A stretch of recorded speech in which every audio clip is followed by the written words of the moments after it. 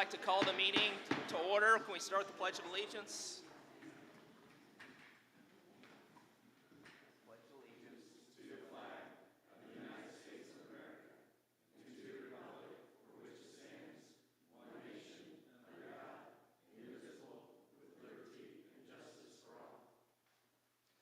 Lord, please give us wisdom today to do the people's business, and in your name, amen.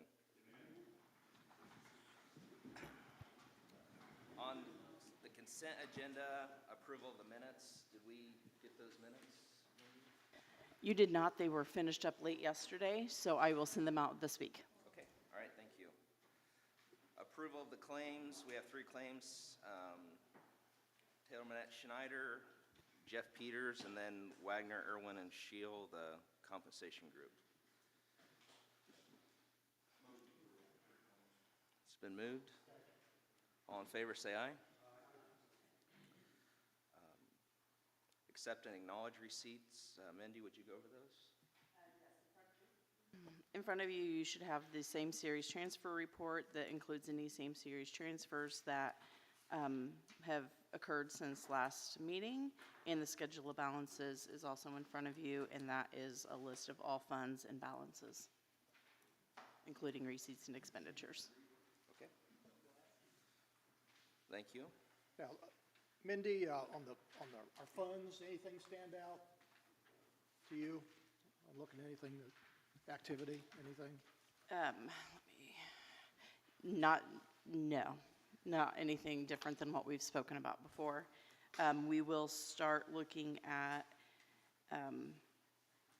any possible reductions that we can turn in. We will probably start that after this meeting and we know some direction on the budget. We'll start looking at reductions and sending out emails to department heads and see if they agree and start getting those rolling in, because that helps us get that budget approved. So Okay, thanks. anything that we don't use goes towards the next year's budget. So it's not like corporate world where use it or lose it. It's the exact opposite, so. Thanks, Mindy. Is there any public comment on today's agenda items? Yes, Brian? Not sure this is the right time, but I'm going to march up here anyway, I guess. Good morning. I'm Brian Donaldson. Most of you know me, I think, as Chief Public Defender. I just had a comment or two on I understand I'm not sure what the plan is, but looking at the compensation study today. And I brought this up at the budget meeting in a previous Zoom meeting, but I want to make sure, if you guys have addressed it, great. I apologize for wasting your time, but I wanted to make sure that you're all aware that I am really concerned about the classification of my 2 staff members compared to the prosecutor's 2 staff members. And my office administrator is classified as COMALT C, and the prosecutor's office manager, I think they're the same job, is classified as COMALT E. And my administrative assistant's classified as COMALT B, and the prosecutor's administrative assistant is classified as COMALT C. So why does that matter? Obviously, from what I understand, the budget we're going to look at in a little bit talks about going to the external low point for each job position, and it makes about a $5,000 difference in those classifications for each position. So I know you guys have spent a lot of money on this compensation study, and I'm hoping there's some way we can, if you're looking to approve it today, I'm not sure what your plan is, but before we do that, if we can look at reclassifying those 2 positions. I got out the job descriptions last night and compared them. They're almost identical. I'm not sure how the study committee came up with putting them in different classifications, but they do the same job. Those 2 positions, just in different, one's in the prosecutor's office, one's in the public defender's office. So I just want to make sure the council's aware of that and look at that before, hopefully look at that, or maybe do something about it before, if you're going to approve the compensation study or whatever the process is for that. So then when it gets to the budgets, it's not such a big difference in an external low point. Thank you. Thanks, Brian. If there's no other public comment, we'll move to money matters, additional appropriations. First off, we have the sheriff with the jail roof, I believe. This was not the roof. This is mainly the kitchen, along with some flooring and a couple I think there's 3 external cameras as well. That's what that price consists of. I'd sent that on to a handful. I've got the information here. If you need it, it's $87.55 for 3 exterior cameras. The kitchen total is $138,588.99. The flooring, one part of it's nearly $36,000. The other flooring is $24,000. And then there's some internal controls for the ductwork. They're all computerized. I mean, the chiller's working great. Everything's computerized, so those controllers are getting worn out. The computer, when it tells them to open or close, they're not opening or closing the way they should. That's for the heat and for the air. Henry has to go in and manually move those or shut down the computer. That's what those controls are. So that total is for that. I have not gotten a roof quote yet or a parking lot quote yet to present to you, but this amount, these things were listed in the original. Hey, these things are needed, so that's what those are. Any questions for Sheriff? Thanks. And those amounts are in with the 226,000, is what were in mind? 228. These, Yeah, that's. yes, That's inside. all of these come to the 228,869. I make a motion to go forward with it. Okay, we've had a motion. We have a second? Second. All in favor, say aye. Thank you. Stormwater review, Tom, you want to do that, or Jim, Lori?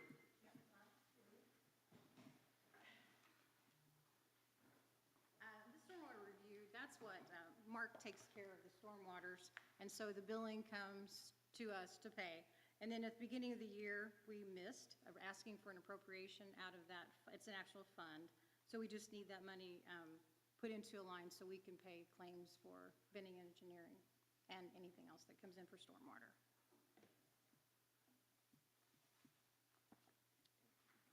We have a motion. All in favor, say aye. Thanks, Lori. Reduction of appropriations, look like they're all salary line items in the probation department. My turnover. I know it makes you happy, it doesn't make me happy.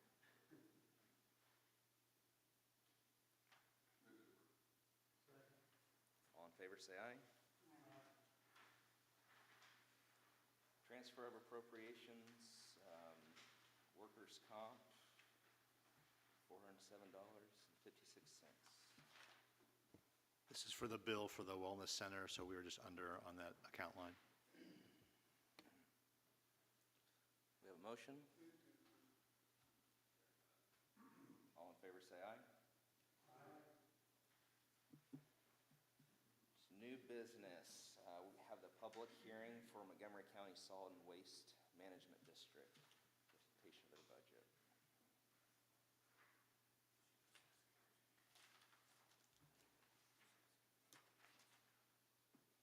Does anybody want to comment on that?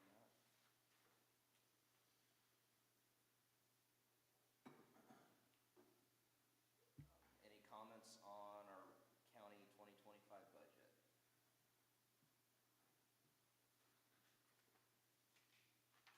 No comments, we'll move on to the compensation study.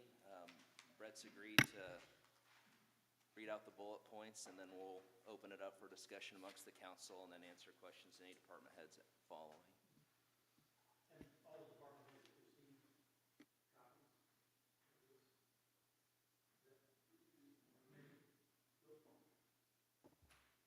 Yes. Yeah, mine works. Okay.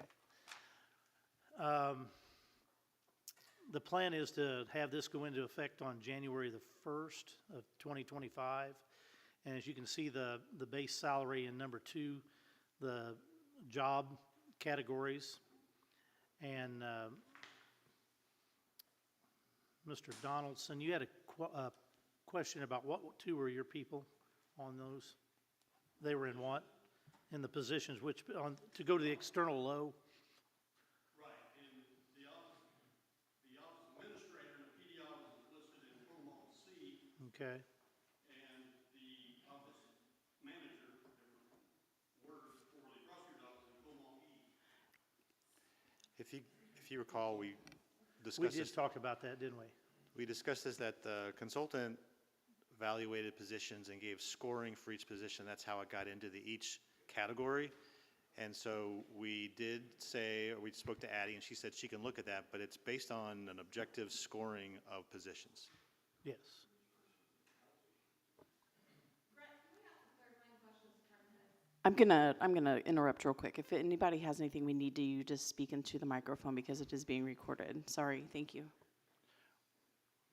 Well, before, I just needed to ask him quick, before we open it up to everybody, let me go ahead and read through all these. Going back to questions already asked. Oh, okay. So the concern is, as department heads, we're not sure that we have what it is you're referring to. So originally, when the compensation study came out, it was put on the T drive. It's been amended, but it's no longer on the T drive, so we've not seen the amendments. It's on the T drive in the commissioner's folder under It's not there now. Okay, regardless, the original plan showed the cost to external low as well as midpoint. So the original plan had it on there. Okay. All right, let's, before we read these, I'm going to let Steve talk a little bit about what our objectives were when we started out with this. Yeah, thanks. So the working group was, charged with taking a look at overall compensation, and some of the objectives that we led off with was, take a look at the inequities and, look at the, it just wasn't a level playing field. So that was one of the first things we tried to do. And then, the folks that were seemed to be well underpaid, we wanted to at least get them moved up and level the playing field. So that's one of the first things that we wanted to get done. And that's a lot of what goes into these bullet points. The other thing we tried to look at, we talked to Jeff Peters about, okay, what are we comfortable with in terms of a budget? Because, once we make this commitment, it's a commitment going forward. And he gave us a number of, between $600,000 and $700,000. And so that's kind of where we, started our work from. Now, Jeff had already placed into the budget, a 3% increase. So that's on top of that.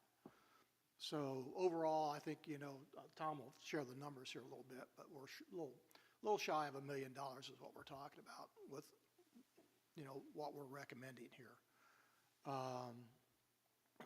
Any other objectives that pretty well cover?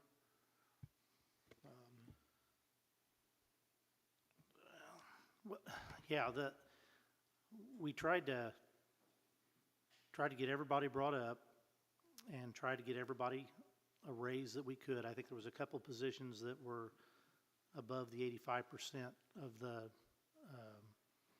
their elected official. And then we wanted to bring other things in as we could, like there was going to be I can't remember the name of that thing, the range. We're going to work on trying to get a range set up to where if you hire a new employee and you have documentation that'll justify to go to Tom and then to our consultant and us to document that they are somewhere in that range between the low and the high, then we would hire them. If it's a sheriff's deputy or a dispatcher or somebody at the highway that already has their CDLs, maybe you can, when they come in, you can pay them a little bit more. Then our goal is later on, as we can, to try to get some kind of a longevity. So this is just the beginning, and we're taking steps, and we're trying to keep within what we can pay and what we have with the unknown of the economy and different things. You just never know. The worst thing to do would be like Steve said, to have this and be committed and then have to lay people off or go back on some of this, because as we move forward, we want to move everybody forward. And that's what we've tried to do. So on the bullet points, we'll just go through, like I say, this will take effect if it goes through on January 1st, 2025. And then you see the base salary for job categories in number 2. And look down through there at all of those, and we're trying to get everybody to the external low or the market midpoint. And then in number 3, for current employees, not including elected officials, for their chief deputies, with the 2024 actual pay being below the base salary for that position identified in number 2, employees' pay will be adjusted to the base salary for that position. Employees in that category will receive 3% raise, then their pay is adjusted to the base salary. The current employees, not including elected officials or their chief deputies, with compensation between external low and high for those positions, will get a 3% raise and given using their actual salary for 2024. Number 5, the current employee, not including elected officials and their chief deputies, with compensation above the external high for that position, will get a 1% raise and will be given using their actual salary from 2024. And then number 6, the elected officials with weighted average salary will become a salary for the current elected official and also position. For current elected officials who have their 2024 actual salary above the weighted average, a 1% raise will be given using their actual salary for 2024.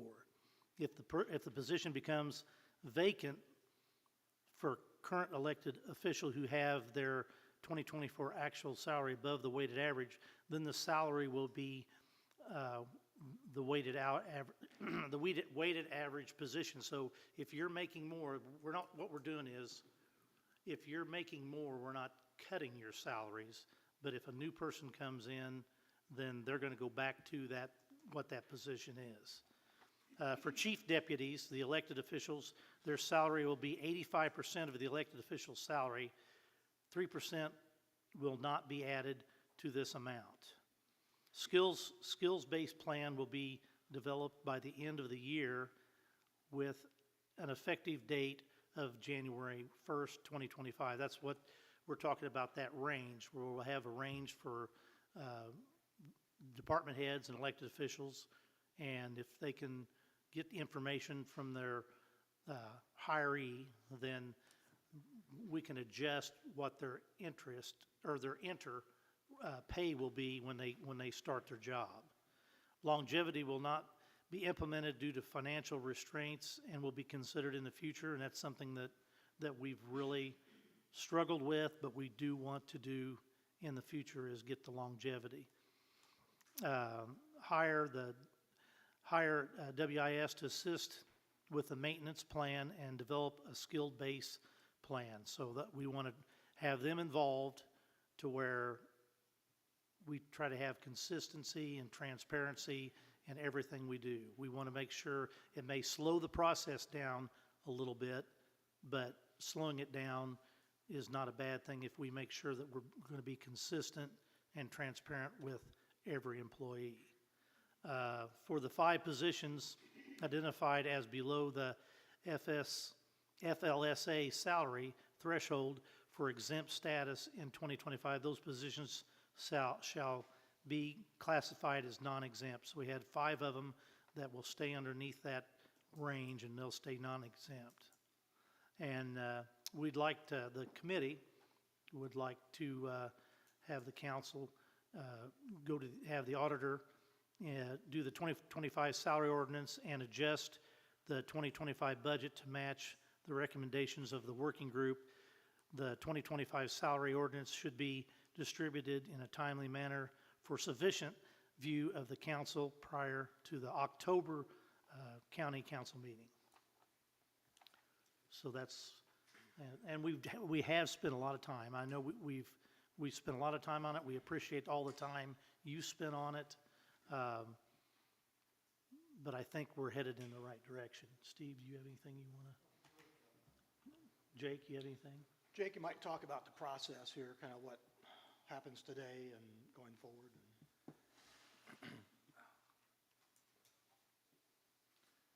In regards to, like, Today it's a recommendation. It's a recommendation, and, you know, it's still a work in process, and, you know, the council will not adopt this today, but kind of how all that happens, because I know there's some questions about when this whole thing gets adopted, so. I think we're trying to get it done by the end, so it's implemented in 2025, but, yeah, we still have some things to work through, skill-based pay being a big one, so we still have some time this fall to work through some stuff.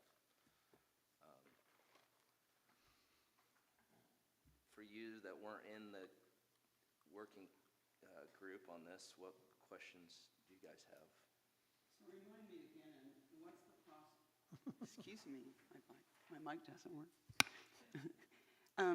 Remind me again, please, what the process is here. Like, we need to have the auditor put these numbers in and run this as suggested in the last bullet. But then in October, we discuss the budget, but it has to be finalized by when? That's the part I don't remember. By the end of October. Okay. So you're scheduled, under your budget calendar, you're scheduled to vote on your budget at your October meeting. Of course, your October meeting, if you can't complete that work, you could call a special meeting later in October to finish the budget, but it has to be done in October. And so the concept in your budget calendar is that you would vote on your budget at your next meeting. And so the preparation of the salary ordinance, which is required anyway, but the direction of the committee recommendation is, let's put these in an ordinance where we can see what they all are based upon the recommendation, and do that in time so that everybody can see that before the budget's adopted. So do we need a motion then for this to move forward with Mindy to put it in the? Yes, if that's what you'd like her to do, somebody would make a motion and do that, and then, that would be the general, that would prepare you for your October meeting, which is a pretty big meeting, because you're adopting your entire budget.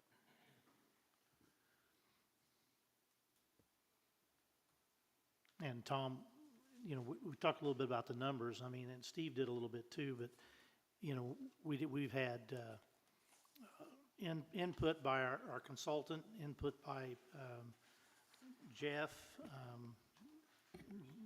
and Dan Taylor.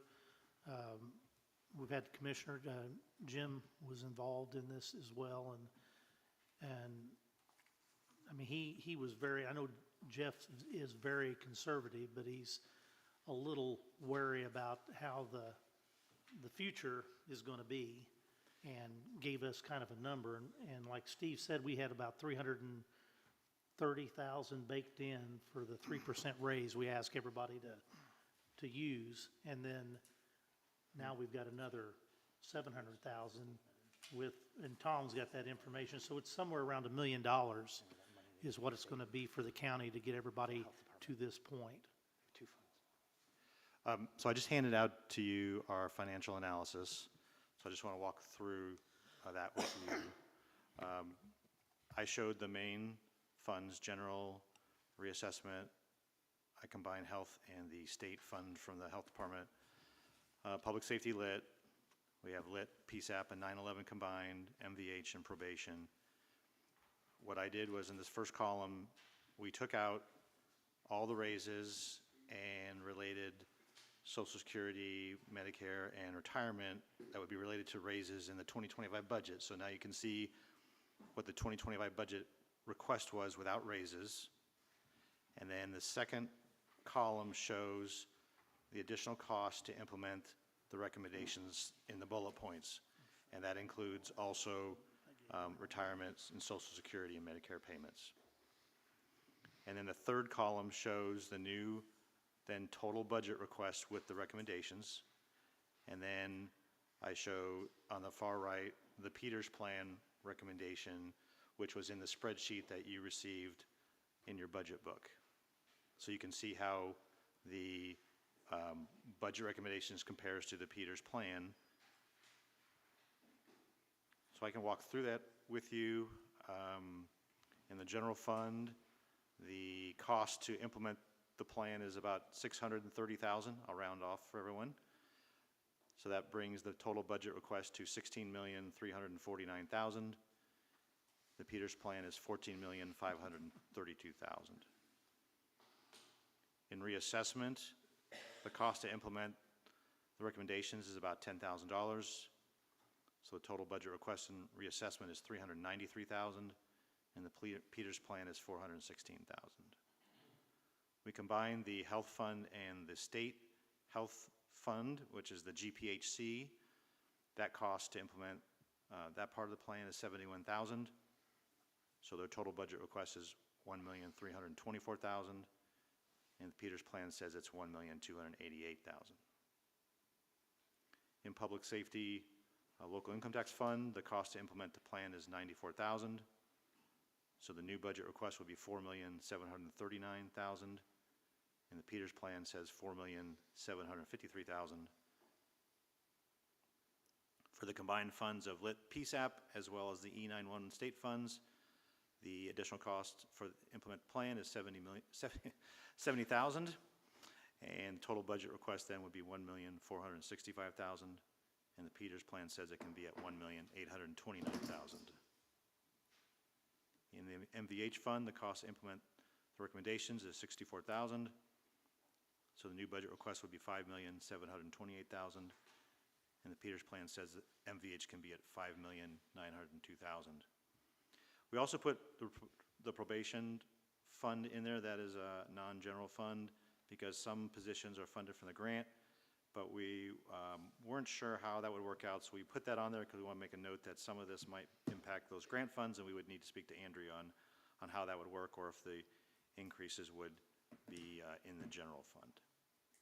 So overall, the cost to implement the recommendations is $940,374. May I ask a question? Does the Peters Plan include retirement, Social Security, Medicare, retirement? Because it doesn't look like it does. The overall Peters Plan is 28 million, which should include a 3% raise. Does it include the? I believe the 3% is part of the price, it's the total bill. Right, but I'm unsure if the Social Security, Medicare, and retirement is in this number for Peters Plan. Jeff told me that he would have increased those things by 3%. Right. Right, but okay. That's under a separate line item, I think. That's what I'm saying, but we're comparing a Peters Plan without their Social Security and Medicare. If Well, like that's, Gary said, he told me the same thing. He said that's included in a separate line item. I think he would have increased it. Labor or total, what his terminology for, included all those things with a 3% increase.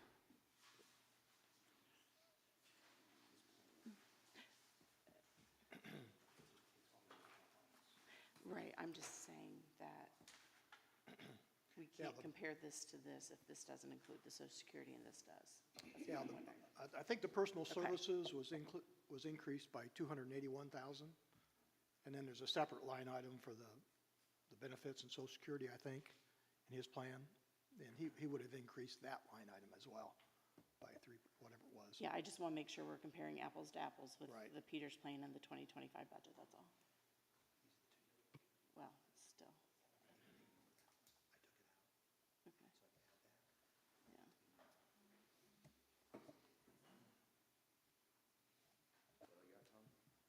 I do have one more spreadsheet just because I know some people may ask about one of the bullet points talks about the recommendation to provide compensation of 1% for those employees over the external high. So this is just a spreadsheet that was prepared to show you that if you are curious to know the impact.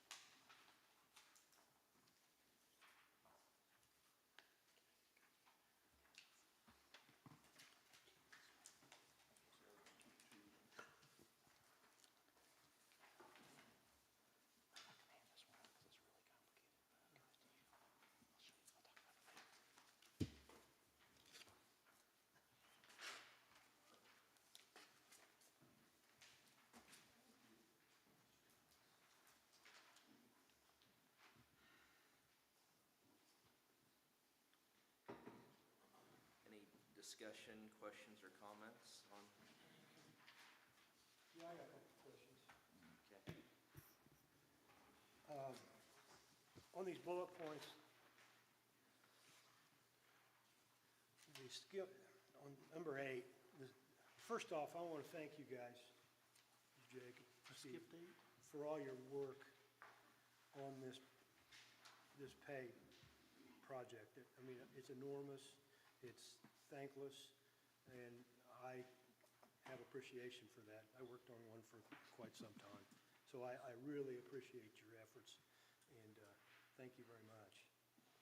My question is, on number 8, it was the skills-based pay plan developed by the end of the year.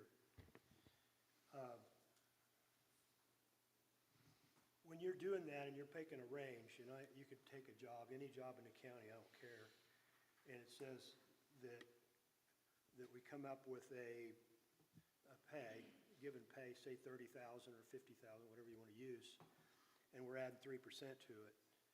Now, you're going to come up with a pay range for somebody that has maybe experience or skills that are needed for that job that would pay extra because of their experience level or the amount of time they've had.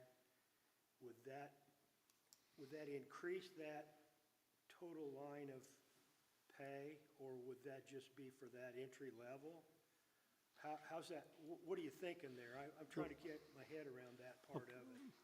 The way I understand it, and Steve, tell me if I'm wrong, that the base pay is going to be the base pay for the year. And then that will be where the range would start. So say that Jake hires a guy in that doesn't have a CDL, doesn't have any, and he's going to have to spend money on them to get them in. They'll start out at that bottom of that range of the base pay. If he gets a guy who's coming in from Park County or someplace else, a contractor that has CDLs and a few years of experience, then he'll get that documentation, and then he'll go, well, I want him to start, I can start you in the middle, or I can start you at the top of this range. So would that be the different base pays? There, In other words, you're going to, I'm in just that saying- scenario, a person coming into the highway that doesn't have a commercial driver's license would start at the bottom. right.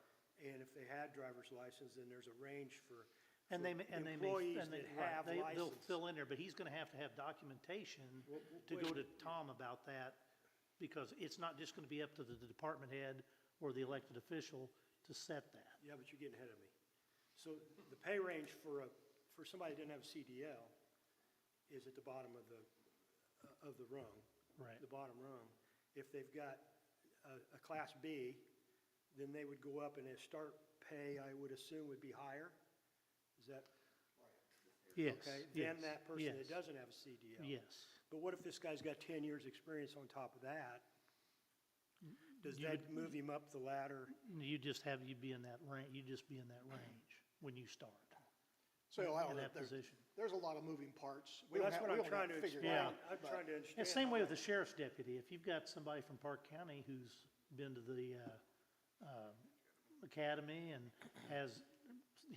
you're not gonna start him out at the bottom, you'll be in that range. And that's what we're trying to work with to get going. To So give my them next a little question bit of is, a, how's that work with somebody that's already been here and got 10 years of experience?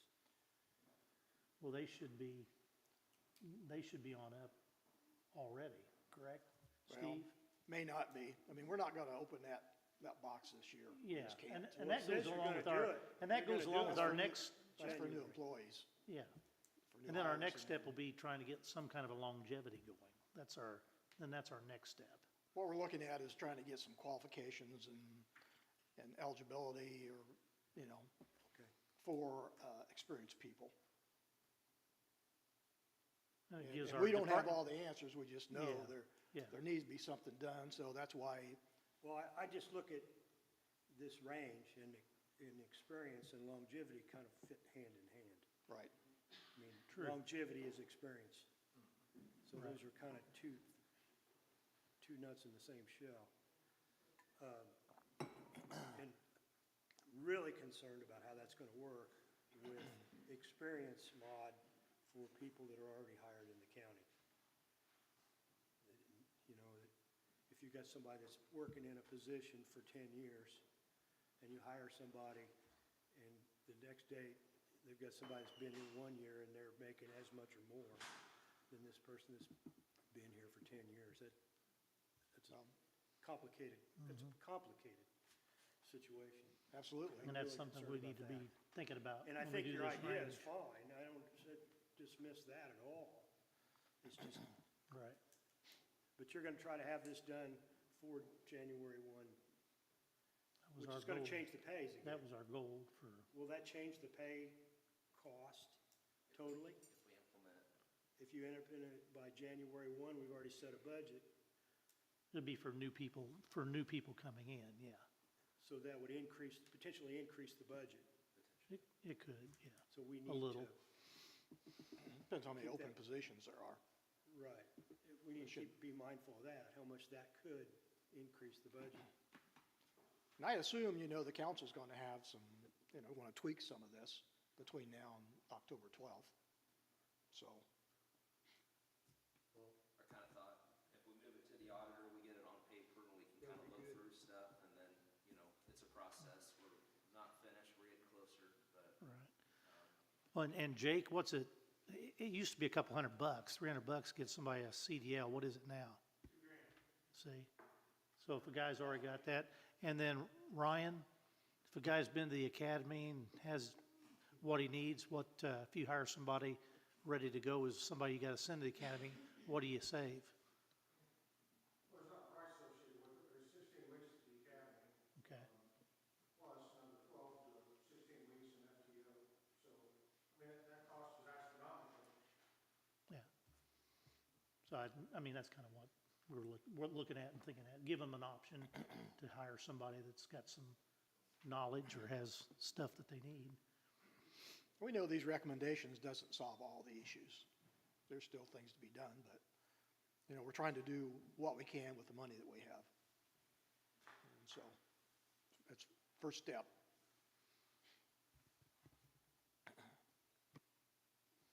Question I'd have for Mindy is, when could you have an updated run for us? How things, I've already started it, and I should have it done by the end of the week. awesome. Yeah. You're welcome. You can't have it quicker than that? If you knew how shorthanded we've been. But no, I do plan on having it to you by the end of the week. sure, Jake. So I appreciate the starting point.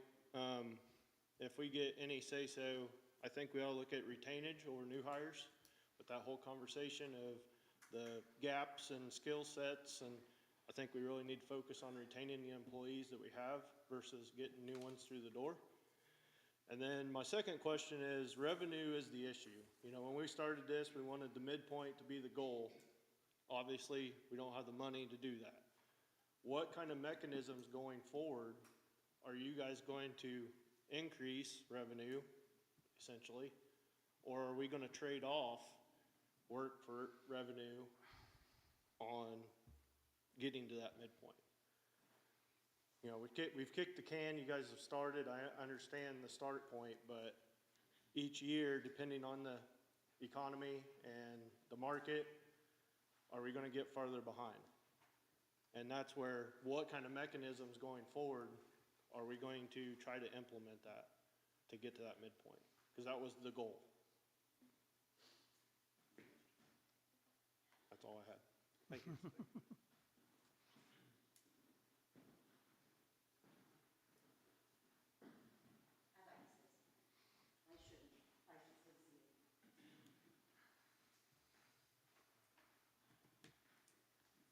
Our office is doing what we can for the revenue, whether it be collecting taxes or through interest. I think departments need to also look at their spending. All of us need to look at our spending. And working together. How can we pool our resources and work together to keep the spending low so that we can retain our employees that we appreciate so much? So that's my take on that.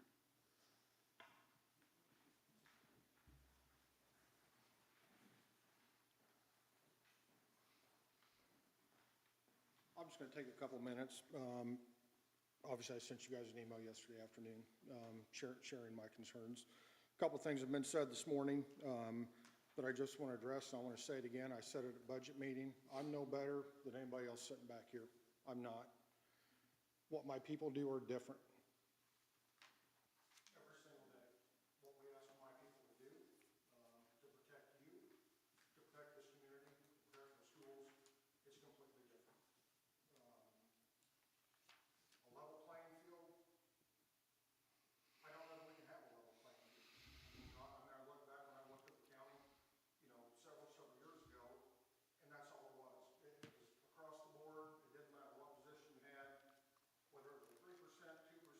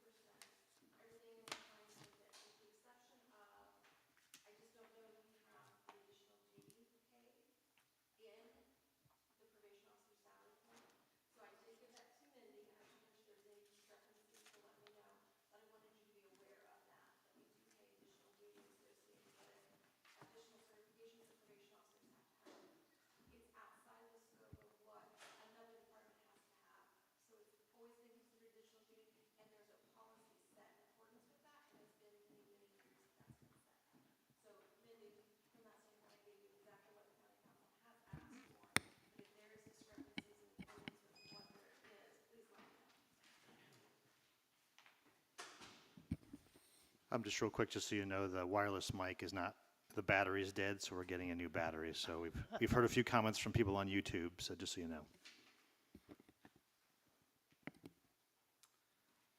There's no more comment. I'd like to entertain a motion to send this over to Mindy to start preparing it, understanding we're still looking through it, making some adjustments, and appreciate all the department head feedback we've got today.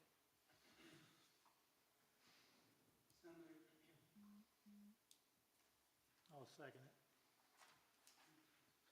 Got a motion and a second. All in favor, say aye. Aye. All opposed? Aye.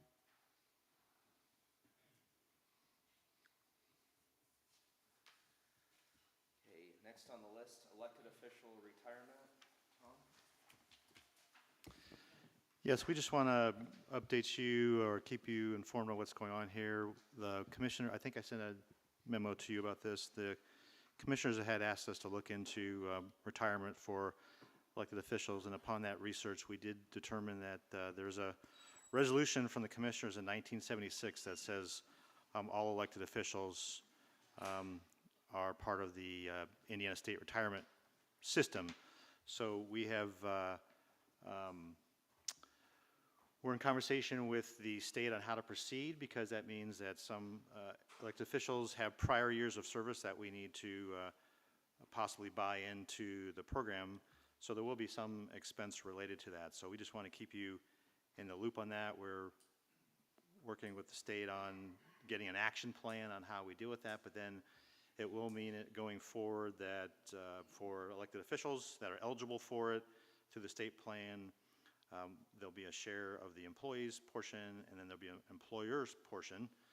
The commissioners also did pass a resolution, which I shared with you, that said that if an elected official is not eligible for the state retirement system, that the county will provide a private retirement system of equal contribution. So we're working on that as well. So we just want to keep you in the loop that there will be some additional actions required coming down because of that, once we hear back from the state on how we need to proceed.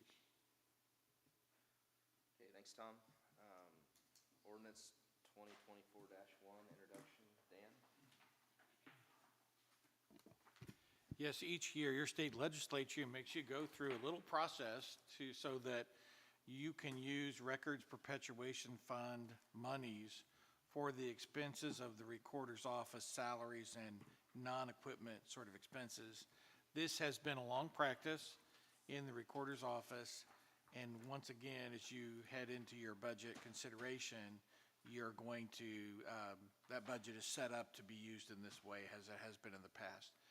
The law requires Nancy Cox, your recorder, to submit an affidavit which indicates that she can properly maintain and have the equipment she needs, even though she'll be using part of the perpetuation money for the other operating expenses of her office. She has submitted that affidavit, which then frees up you to consider the budget as you have it presented in front of you. This is introduction only for this ordinance. And you should consider it at your next meeting, and that way it's required when you use this money in this way. So it's just a little hoop we have to jump through every year, but we've at least, Nancy's provided us what we need. Thank you, Dan. Moving on to old business. There being none, funded organization reports.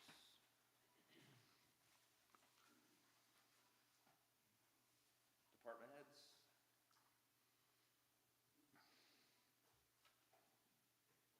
I'm sorry, I do have one thing. The commissioners opened up bids yesterday for the courthouse project. The apparent low bid is about $4,586,000. The engineer's estimate, or the architect's estimate, was over $5 million. So we are reviewing those bids, and they will be considered by the commissioners at their next meeting. Thank you, Tom. Andrea?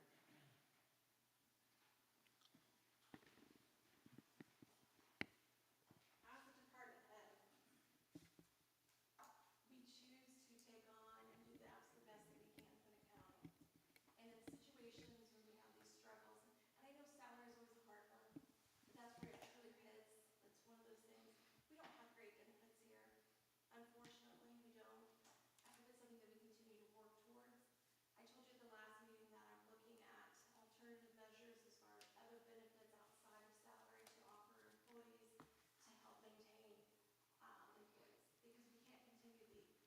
turnover concept, as many other departments are doing. So, but from that standpoint, for me, just personally, it gets to the point that I start to wonder, why do that extra grant? Why do that extra meeting? Why? It's because we want to be the absolute best that we can be, but it does start taking a toll. So that's what I wanted to share.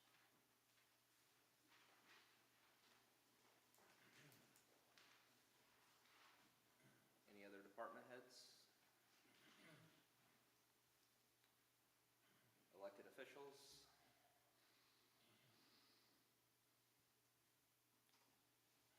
Council members? Brett, you got anything? The only thing I wanted to mention was, I talked to Jake, the new road there between B-Dubs and Ladoga Road. You might let some of them know what's going on, Jake. It's coming along real well.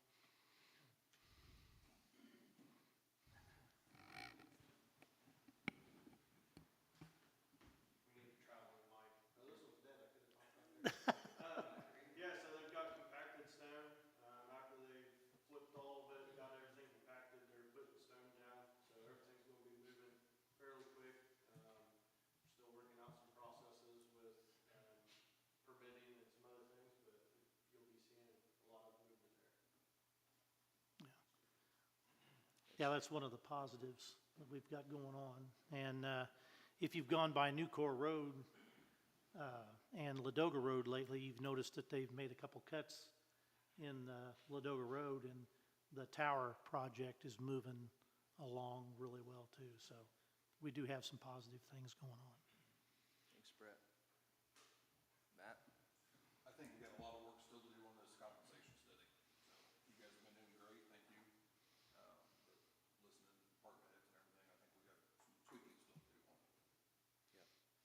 Yep. I would agree with Matt. We wish that we could give everybody what they want, but I think we'd have to win the lottery on that. Maybe we should all go together and fight. Steve? Yeah, we welcome input. I mean, we know we're not done. And appreciate, the comments, and wish we had a magic wand, trying to figure it out, okay? Folks here really do care. I mean, we're trying. It's tough. One thing that is, it's since I've taken office,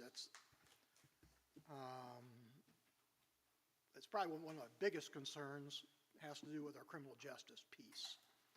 I know last year, I think our budget was 10 million. I'm sure it's 11 million this year. And I'm going to really, really push hard and challenge, our JRAC committee. It seems like it takes a long time to get data, but I'd really like to see those folks sit down. How do we figure this out? We've got numbers from Brian's area, and if we look at what they're talking about, we're talking about that department almost pushing $1 million now, to represent folks that can't afford it. We're looking at, I know the average, I don't want to say population or whatever, in the jail is what, 150, 160? You figure that on a per diem basis at $50 a day plus everything else, and that money adds up. I mean, we got to figure out what the gaps are in this system so this criminal justice budget doesn't continue to go to 11 to 12 or whatever. And it may cost us more money initially to figure it out. But I know we're in the same boat with a lot of other counties and things. But we got to figure out, I don't know how many arrests we make a year. If it's, let's just say 500, we got to move that from 500 to 400. I don't know. But it's a tax, it's taxing all those departments. It's the sheriff's department, the jail, our 911, public defender, prosecutor, judge, and so, I'm going to push hard. Probation, all of us. I'm going to push hard to, let's sit around the table and see if we can't, figure some of this out.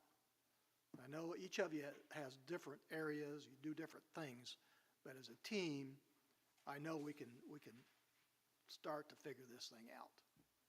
It's well above my pay grade. I'm going to depend on you guys. You guys do it every day. So that's going to be part of my agenda, for the next year. So, you guys are all doing great work. I love what you're doing. I spent time with all of you. I know you're all working hard. But, I'm going to press on you. So thanks for what you do. Gary? I'm in the camp, we got work to do on compensation. And I support what you're doing. If I can help, I will. Any other public comment? Our next regular meeting will be October 8th at 9 o'clock here at the Government Center. That being said, I'd like a motion to adjourn.